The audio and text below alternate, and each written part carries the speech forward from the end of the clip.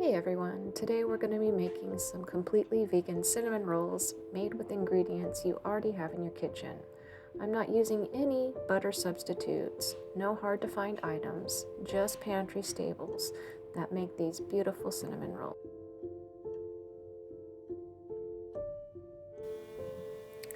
We're going to start by blooming the yeast. Into a bowl, we're going to add a cup of warm water, a packet of active yeast, and a quarter cup of sugar. The water should be about 110 degrees. It doesn't have to be accurate, but it should be warm to the touch, not too hot. If it gets too hot, it'll kill the yeast and your dough will not rise. You're going to stir it gently just to combine the ingredients, and then you're going to let it sit for about 5 minutes until it's foamy on top. The foam tells you that the yeast is active and it's ready to go. Once it's sat there for 5 minutes, you're going to add some oat milk and some oil and give that a stir. The oil is going to do the work that the butter normally does. It'll keep these rolls very, very soft.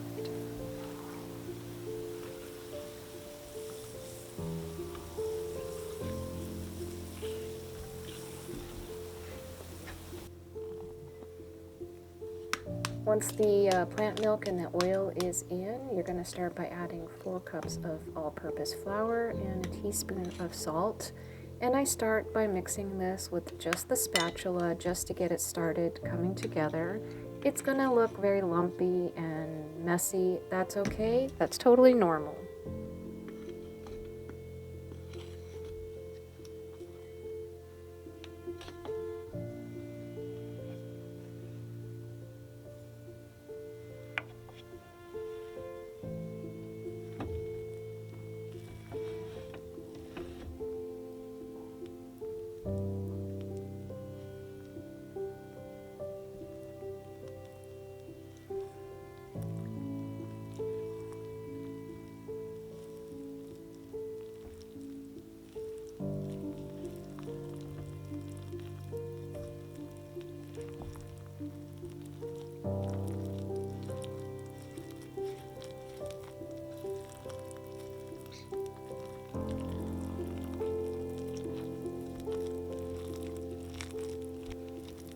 Now we're ready to knead. This dough is going to be very sticky, and that's what we want.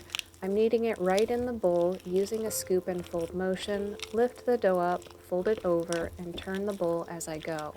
This develops the gluten structure that gives the roll their texture. You're going to do this for about 5 minutes until it smooths out, even if it still feels really sticky. Again, that is very normal. This is an oil-based dough, and it's just going to be a lot stickier than a typical butter. You're going to cover the bowl with a towel and let it rise in a warm spot for about an hour, and you want it to double in size.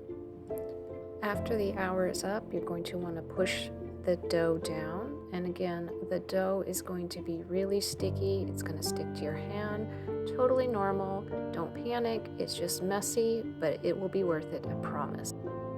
You're going to want to turn the dough out onto a floured countertop, and you're going to need to find a little bit of a balance here. You need to add enough flour to be able to work with the dough, but not so much that you're going to make the dough tough. Put flour on your hands, put it on the counter, and just go slowly. It's going to feel frustrating because this dough is very sticky, but it is what creates those incredibly soft rolls. Keep your bench scraper handy if you have one. It could be your best friend for loosening up that dough from the counter. You're going to want to work the dough into a rectangle, adding small amounts of flour as you need.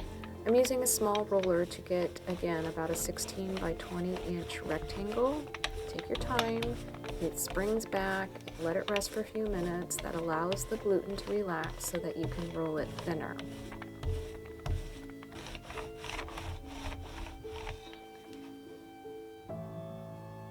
Brush the entire surface with oil. This is replacing the melted butter that you see in most traditional recipes, and it does the same job. It's going to keep the filling moist, and it helps create those gooey layers.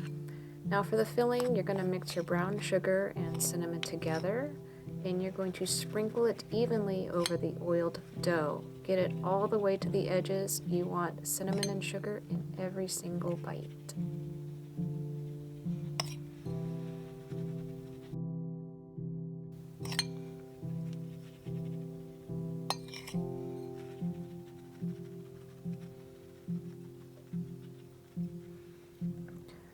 cutting the dough into strips about 1 to 1.5 inches wide. You can use a knife, a pizza cutter, whatever you have.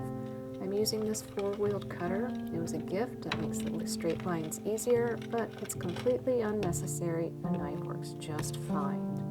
Now roll up each strip. Use your bench scraper to help lift. They're going to look messy and wonky. I certainly do. The dough is very sticky. They're not perfect, and that's okay. Once they rise and bake, they'll puff up and they will look beautiful. Let them rise for about 30 minutes, and look, they turned out perfect. So while the rolls are baking, I am going to make a simple glaze out of some powdered sugar, some plant milk, and some vanilla. I ended up making a double amount of this glaze because I just wanted a little bit of extra, but the recipe amount will cover them. You want to whisk this until it is smooth. You can add a little bit more milk. If you want it to be a thinner, you can make it whatever consistency you want. If you want it thicker, use less milk.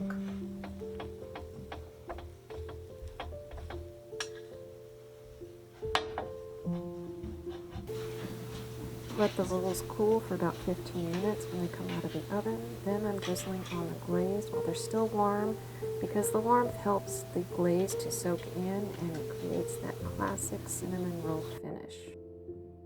These cinnamon rolls will stay soft at room temperature for 2 to 3 days if you cover them well. They will also freeze.